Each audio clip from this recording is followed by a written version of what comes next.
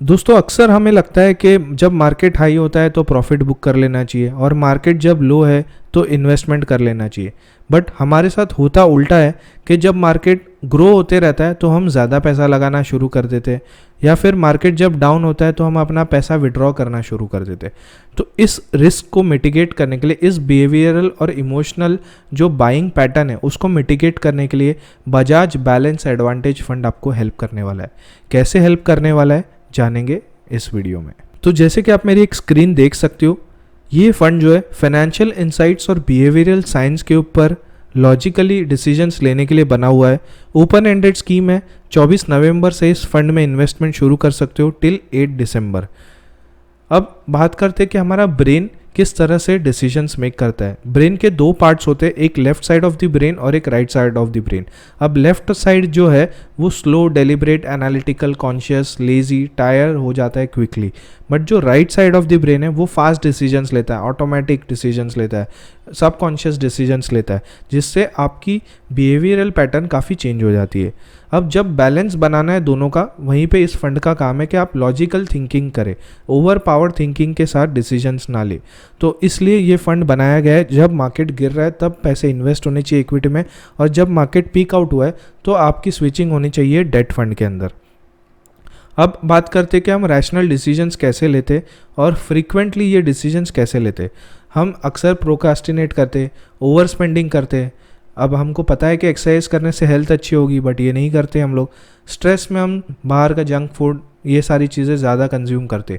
तो ये सब हो गई आपकी रैशनल बिहेवियर, जहाँ पे आपको पता है कि एक्सरसाइज करने से मेरी सेहत सुधरेगी, ओवर स्पेंड जो कर रहा हूँ उससे मुझे नुकसान होगा, इससे बेटर है मैं इन्वेस्ट कर देता। तो ये जो इमोशनल डिसीजंस है, उसी की तरह सेम चीज़ पैटर्न हम मार्केट में भी देखते हैं कि जब सेल जोन आ जाता है तब हम जो है इन्वेस्टमेंट शुरू कर देते करना, और जब बाई जोन होता है तब तो हमारे पास पैसे नहीं होते इन्वेस्ट करने के लिए। तो इसका मतलब क्या है, हम ग्रीड की वजह से इन्वेस्ट करना शुरू करते कि यार इतना इन्वेस्ट कर लिया होता तो आज मार्केट ऊपर है तो रिटर्न मिल जाते। जबकि होना ये चाहिए कि फियर जब है मार्केट में तब इन्वेस्ट करना चाहिए, तो अच्छे रिटर्न बनेंगे। तो ये फंड हमको यही चीज़ सिखाता है कि जब मार्केट पूरी तरह से क्रैश हो रहा है 40-50%, तब इक्विटी में इन्वेस्टमेंट होगा आपका, और जब मार्केट पीक आउट हो जाएगा तब आपका इन्वेस्टमेंट जो है डेट फंड में स्विच हो जाएगा।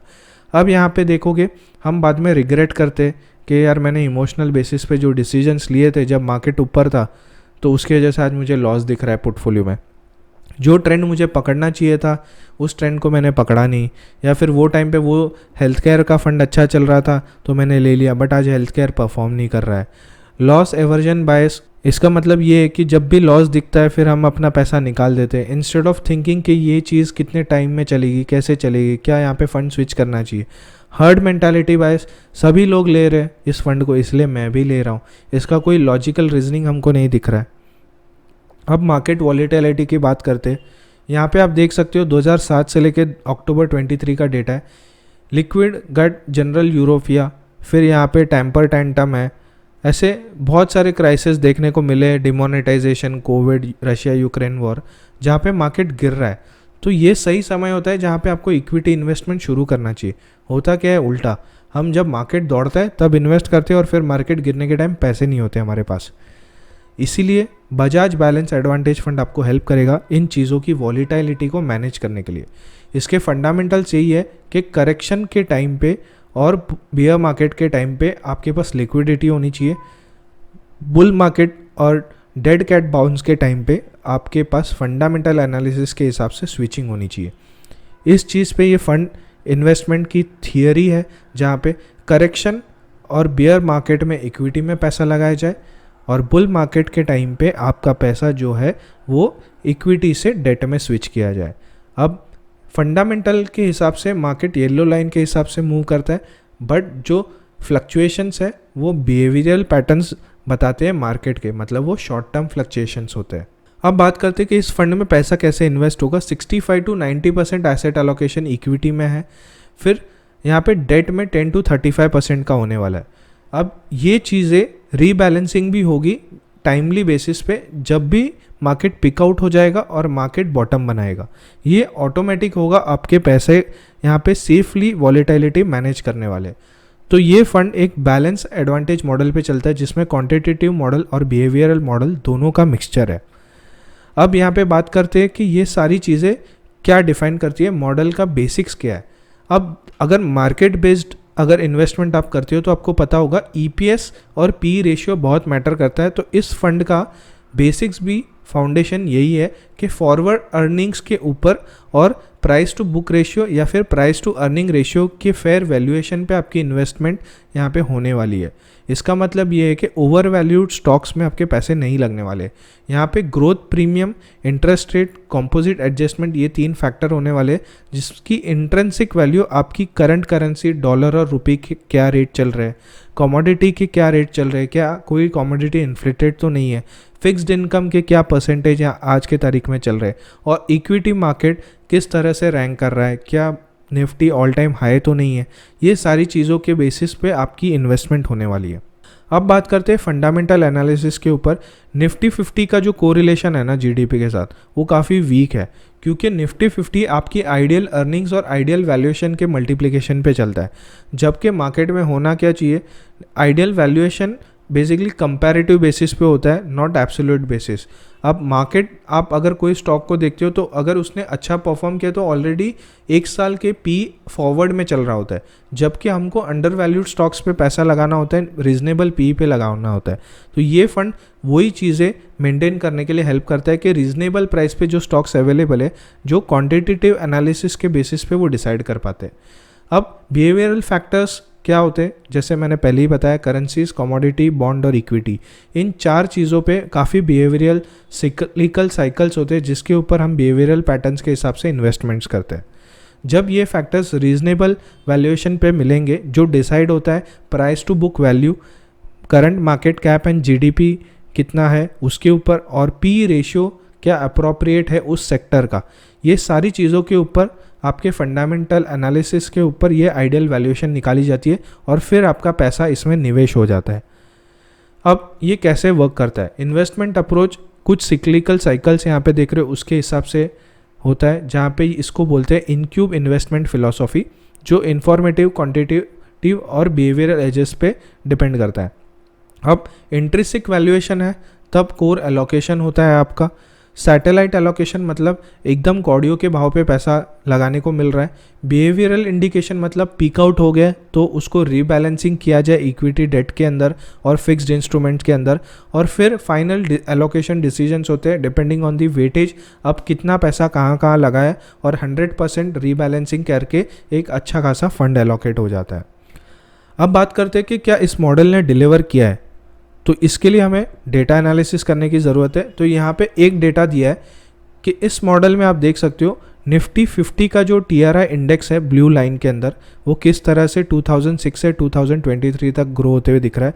तो जब भी मार्केट क्रैश हुआ है तो इक्विटी एलोकेशन जो है वो ग्रे लाइन डिफाइन कर रही है। तो जब भी यहाँ पे मार्केट क्रैश होते हुए दिखा है तो मार्केट के इक्विटी इंस्ट्रूमेंट्स के अंदर हाईएस्ट इन्वेस्टमेंट देखने को मिला है। यहाँ पे आप कोविड क्रैश देख सकते हो, कोविड के क्रैश में भी यहाँ पे मार्केट ने ऑल टाइम हाई इन्वेस्टमेंट लिया है मार्केट के अंदर। उसके बाद आज मार्केट ऊपर है तो इक्विटी इन्वेस्टमेंट में कम पैसा लगाया जाता है। तो इसका सिंपल रीज़न है क्योंकि जब मार्केट क्रैश होता है तो मैं एक्स्ट्रा अल्फा जनरेट कर सकता हूँ रैदर देन जब मार्केट पीक आउट है और मैं इन्वेस्टमेंट कर रहा हूँ। तो ये बेसिकली लमसम इन्वेस्टमेंट की बात हो रही है। एसआईपी तो आप वैसे भी कंटिन्यू कर सकते हो। अब बात करते हैं मैनेजिंग इक्विटी एलोकेशंस और मार्केट वैल्यूएशन के हिसाब से। आप यहाँ पे देख सकते हो 2007, 2008, 2009 में 35 से 45-50% का यहाँ पे मार्केट एलोकेशन था। उसके बाद जब भी करेक्शंस हुए तो एलोकेशन बढ़ाया गया। सेम यहाँ पे कोविड के टाइम पे देख सकते हो 90% इक्विटी में एलोकेशन बढ़ाया गया और इस तरह से रीबैलेंसिंग होती है आपके पोर्टफोलियो के अंदर। इसका बेनिफिट क्या है यहाँ पे देखेंगे। 3 साल 5 साल के रोलिंग रिटर्न्स की बात करें तो डेटा के हिसाब से यहाँ पे बता देता हूँ। रोलिंग रिटर्न्स होता है जैन टू दिसंबर का पीरियड। तो 3 और 5 साल के रोलिंग रिटर्न में आप देख सकते हो मैक्सिमम रिटर्न्स 3 साल में ये फंड 30% के करीब दे रहा है, 5 साल में 24% के करीब। वही निफ्टी 50 जो है 32% और 21% के करीब दे रहा है 3 या 5 साल में। मिनिमम रिटर्न की बात करें तो 1.1% भी हो सकता है, 4.4% भी हो सकता है 3 या 5 साल में। वही निफ्टी के रिटर्न नेगेटिव में है। तो यहाँ पे आप देख सकते हो मिनिमम में नेगेटिव में जाने की कोशिश नहीं होती है यहाँ पे, क्योंकि स्विचिंग होता है डेट फंड के अंदर, और मैक्सिमम में अगर निफ्टी 32% तो यहाँ पे 30% के करीब मिल जाता है, तो 5 साल में 22% तो यहाँ पे 24, तो बैलेंसिंग किया जाता है, ना excess return compare to Nifty, ना फिर मिनिमम में नेगेटिव में जा रहा है, एक बैलेंस पोजीशन मेंटेन कर रखा है। वही एवरेज रिटर्न की बात करें तो 16 से 15% मिल जाता है कंपेयर टू निफ्टी जो 11-12% देता है। अब स्टैंडर्ड डिविएशन की बात करते कि कितना फ्लक्चुएशन देखने को मिल सकता है, तो 5% का standard deviation ups and downs में देखने को मिलता है 3 साल में। 5 साल में 2.6% का स्टैंडर्ड डिविएशन है। वही निफ्टी की बात करें, क्योंकि प्योर इक्विटी बेस्ड है, तो 6.1 to 4.1% का स्टैंडर्ड डिविएशन देखने को मिलता है। और बाकी के जो रोलिंग रिटर्न्स है वो यहाँ पे आप डेटा के हिसाब से चेक कर सकते हो जो इन्होंने दिए हुए हैं comparison with Nifty and Bajaj fund. Long term model के अंदर आप देख सकते हो पीयर टू पीयर परफॉर्मेंस कैसे रहा है। यहाँ पे 1 साल में कोई ज़्यादा अल्फा जनरेट नहीं हुआ है। अगर बैलेंस एडवांटेज फंड ने 7.9% का रिटर्न दिया है तो फिर निफ्टी ने 7.0 और इक्विटी हाइब्रिड ने 7.2। बट वही अगर 5 साल का डेटा देखो तो 2% का अल्फा एक्स्ट्रा जनरेट होता है निफ्टी के कंपैरिजन में बैलेंस एडवांटेज फंड में। वही 10 साल का डेटा देखो तो 2% का एक्स्ट्रा यहाँ पे इन्वेस्टमेंट का रिटर्न मिलता है। ये कंपाउंडेड 2% एवरी ईयर का है। और यहाँ पे 15 साल का अगर इन्वेस्टमेंट किया तो करीबन 3 साल का एवरेज रिटर्न ज़्यादा देखने को मिल जाता है, 2.5 to 3% कंपाउंडेड। तो एक अच्छा खासा डिफरेंशियल अमाउंट यहाँ पे क्रिएट हो जाता है when compared with Nifty 50 and equity hybrid fund.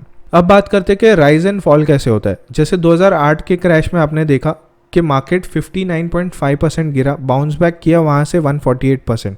वही बजाज एडवांटेज फंड गिरा था 25%, मतलब ऑलमोस्ट आधे से भी कम, और बाउंस बैक किया 125%। ये क्यों हुआ? एक्टिव इन्वेस्टमेंट के वजह से, आपका टाइमली स्विचिंग करने की वजह से। तो प्रोटेक्शन अगेंस्ट डाउनसाइड 57% का प्रोटेक्शन है, और अपसाइड आप देख सकते हो 84% है।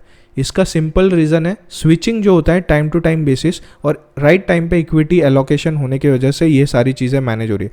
सेम कोविड के टाइम पे देखें तो 38.3% का डाउनफॉल था निफ्टी 50 के अंदर और बाउंस बैक हुआ 62.4%। बट बजाज का फंड कितना गिरा? 28.5% और बाउंस बैक हुआ 51%। तो डाउन साइड 25.5% से प्रोटेक्ट हुआ है और अपसाइड आपको 82.3% मिला।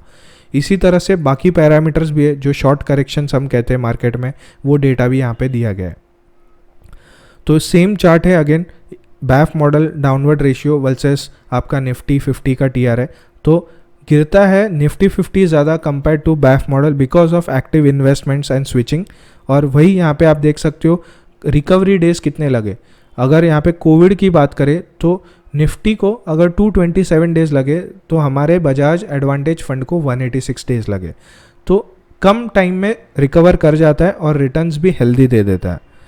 अब यहाँ पे वॉलेटिलिटी आप देख सकते हो, रिटर्न्स देख सकते हो। जो ग्रीन में रिटर्न्स है वो यहाँ पे कंपेयर टू निफ्टी आपको ज़्यादा रिटर्न्स देखने को मिल रहे हैं इस मॉडल के अंदर। तो यहाँ पे आपने देखा ग्रीन में मैक्सिमम रिटर्न्स है कंपेयर टू निफ्टी, जहाँ पे रिटर्न्स कुछ सालों में अच्छे दिखते हैं बट बाकी सालों में एवरेज देखने को मिलता है। तो एक बैलेंस यहाँ पे रिटर्न्स देखने को मिल रहा है। वही वॉलेटिलिटी की बात करें कंपेयर टू निफ्टी तो हाई वॉलेटिलिटी है निफ्टी 50 के इंडेक्स में। वही बैलेंस एडवांटेज फंड मॉडल में वॉलेटिलिटी कम है।